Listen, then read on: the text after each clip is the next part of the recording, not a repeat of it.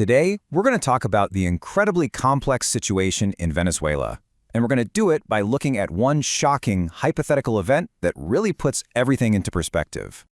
Just imagine for a second. You wake up, you check the news, and this headline is everywhere. January 3rd, 2026. The sitting president of Venezuela, Nicolás Maduro, has just been arrested by the U.S. military. I mean, can you even picture it? An event like that would send absolute shockwaves across the globe. It's the kind of moment that forces every single country to pick a side. But here's the thing. For a scenario like that to even be remotely believable, you have to ask yourself, how did we get here? Just how deep do the roots of this crisis go that something so dramatic could even be imagined? Well, that's exactly what we're here to unpack. So to really get a handle on what's happening now, we have to look back. And for Venezuela, that story starts with an almost unbelievable amount of natural wealth. This right here says it all. Venezuela holds the single largest proven oil reserves on the entire planet. We're talking more than even Saudi Arabia. Now, you'd think with a resource like that, this country would be one of the wealthiest in the world, right? And you know, the country's wealth isn't just buried underground. This number, 979 meters, that's the height of Angel Falls, the world's tallest uninterrupted waterfall. It's a land of just breathtaking natural beauty, from the Andes all the way to the Amazon rainforest. But this is the brutal paradox. In this land that should be overflowing with wealth, the economy has completely collapsed. It's so bad that their currency, the bolivar, is basically worthless. And that definition you see, it's chillingly accurate. A situation where money is worth no more than the paper it's printed on. People are literally struggling to buy food, to buy medicine, the absolute basics. So here's what's so crucial to understand. This isn't just one crisis, it's three, all deeply tangled up and feeding into each other. You have the political crisis, this massive power struggle between Maduro's government and the opposition.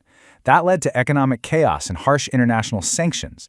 That in turn sparked the hyperinflation that just destroyed the economy. And the result of all of that? A devastating humanitarian crisis, with millions of people fleeing the country to escape the poverty and instability. Okay, so let's jump back to our what-if scenario.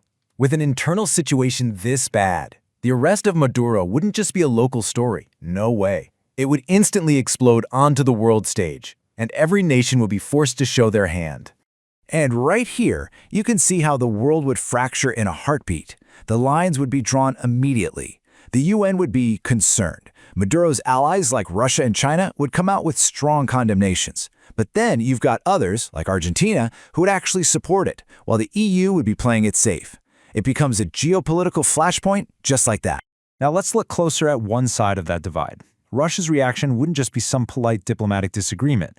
The words they'd use are incredibly powerful and chosen for a reason, calling it an armed aggression and a kidnapping. From their point of view, this is a profound violation of another country's sovereignty and a complete disregard for international law. And then, on the complete flip side, you get this. Argentina's government would likely welcome the whole thing, calling it the beginning of the end of the dictatorship. For them, the idea of human rights and democracy is more important than the principle of national sovereignty in this specific case. I mean, you have two worldviews that just cannot be reconciled, side by side. So you might be wondering, where would a country like India land on this? Well, its reaction would probably be very cautious and very pragmatic. The number one priority would be the safety of its own citizens there, issuing travel warnings, security instructions, that kind of thing. Diplomatically, India has always backed what's called a rules-based international order and tends to stay out of the internal business of other countries. So, while they'd be watching very closely, you probably wouldn't see a loud condemnation or a ringing endorsement, at least not right away.